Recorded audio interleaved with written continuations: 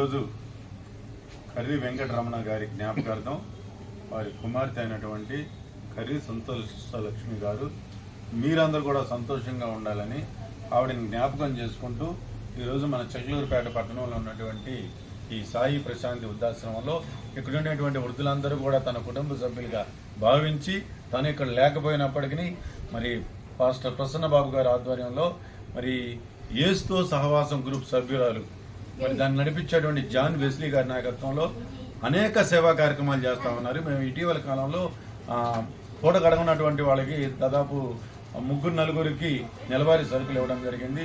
అంతేకాకుండా మరి అనారోగ్యంతో ఉన్నటువంటి పేద పిల్లలకి వాళ్ళ సహాయార్థం మరి పుస్తకాలు, ప్యాడ్లు, అదేవిధంగా మంచి ఆహారం కూడా పంపిణీ చేయడం జరిగింది. మరి వాళ్ళు చేస్తున్నటువంటి సేవలు గుర్తుంచుకొని మరి మీరు మీ యొక్క వ్యక్తిగత జీవితంలో, ప్రార్థనా జీవితంలో వారి కుటుంబాల గురించి కూడా ప్రార్థన చేయాలని, దాన్ని నడిపిస్తున్నటువంటి మన ప్రసన్నబాబు గారి కుటుంబం గురించి, అదేవిధంగా జాన్ వెస్లీ గారి గురించి, ప్రతి ఒక్కరి గురించి ఇట్లాంటి సేవా కార్యక్రమాలు ఇంకా ఎక్కువ మంది ముందుకు వచ్చి ఎవరు కూడా మన చుట్టూ ఆకలితో అలమటించకూడదు, ఎవరు ఇబ్బంది పడకూడదు.